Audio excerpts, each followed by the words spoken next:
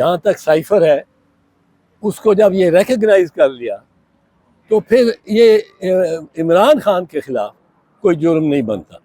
मैं उसको बताता हूँ एक दफ़ा, और ये ओथ देख लें, ये वाहिद अथॉरिटी है सबसे आला वजीर आजम के पास।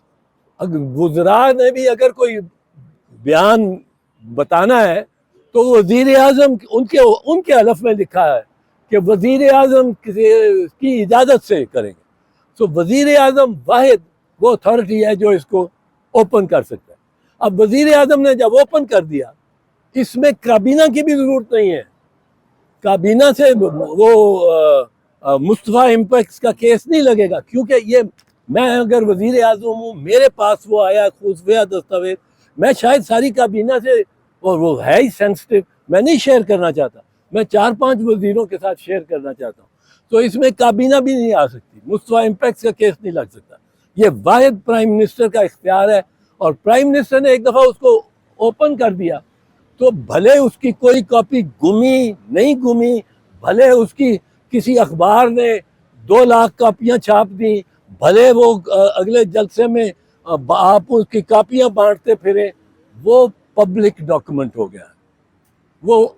और कौन उसको पब्लिक डॉक्यूमेंट कर सकता है? वो इमरान खान है। अब उसी पे मुकदमा चला रहे हैं। अजब सितम ज़रीफ़ी है। जैसे तोशाखाना केस में हुआ, हमने देखा कि एक वहाँ पे स्पीडी ट्रायल हुआ, हाई कोर्ट में भी दरखास्तें ज़ेर इल्तवा थी, मीनवाइल फैसला आ गया, सजा हो गई। अब साइफर केस में भी वही पैटर्न अपनाया जा रहा है। तो इस पे जो अदलिया की एक कॉम्पिटेंस है, जैसे आज सलमान सफदर ने इस्तदा भी की कि नेक्स्ट डे रख लें क्योंकि मंडे को उधर पर्दे जुर्म आयद होने हैं, गैर जरूरी डिले हो रहा है, ऐसा नहीं समझते आप? देखिए, मैं आपको चीज़ बताऊँगा, ये जो डिले हो रहा है, इमरान खान को नवाज शरीफ के वापसी से पहले सजा होगी।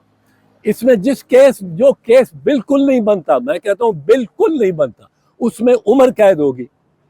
ये नवाज शरीफ का टाइम टेबल है, वो जो इधर उधर फिर रहा है, 21 तारीख से पहले ये चाहते हैं कि उसको सजा हो जाए, ताकि नवाज शरीफ को कहा जा सके हजूर आपकी भी जो शराइत थी, जो लेवल प्लेइंग फील्ड आपकी दुख्तर आजम चाहती थी, वो हमने कर दिया।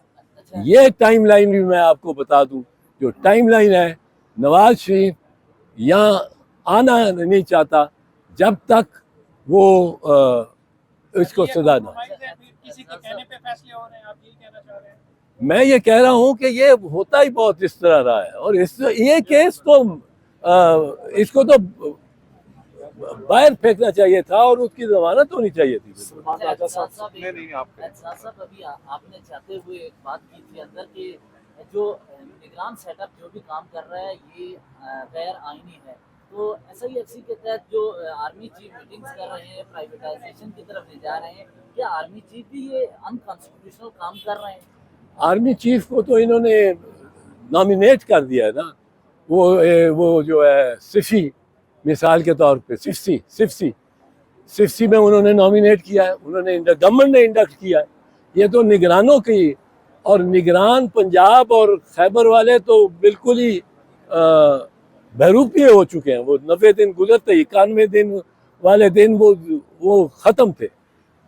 अब निगरानों ने जो ये कर रहे हैं, उनको भी इख्तियार दिया इन्होंने कानून के ज़रिए। तो निगरानों का अब ये मामला है कि नून से निगरान और नून से मुस्लिम लीग नवाज, नून से नून लीग और नून से निगरान, तो ये तो आपस में जुड़े जुड़े। साहब, इस आज की अब हो गया भाई, हो गया। एस्टेब्लिशमेंट जो कुछ कर रही है, बाजवा साहब ने जो किया और उसके बाद उनके बाद में आने वाले जो कुछ कर रहे हैं, बदकिस्मती से आपकी अपनी जमात पीपल्स पार्टी भी इस सारी कारस्तानी का हिस्सा रही है और अब तक है। आप पीपल्स पार्टी को क्यों नहीं CEC में समझाते कि भैया जो जिसके लिए भुट्टो साहब ने, बेनज़ीर साहिबा ने अपनी जानें दी, उस मिशन पे चलो, ना कि उस मिशन पे चलो जो कि ज़ियाउल हक का मिशन है, जो कि अयूब खान का मिशन है, जो परवेज़ मुशर्रफ का मिशन है। तो ये अपनी पार्टी को क्यों नहीं समझाती?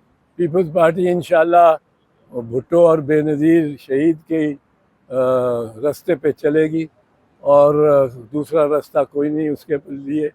और इलेक्शंस जल्द अज जल्द हम चाहते हैं। और पीपल्स पार्टी में क्या कहा जाता है सेंट्रल एग्जीक्यूटिव कमेटी में, वो बहरहाल बाहर आ जाता है किसी तरह से। तो आपको मालूम ही होगा कि पिछली जो सेंट्रल एग्जीक्यूटिव कमेटी थी उसमें मैंने क्या बातचीत की।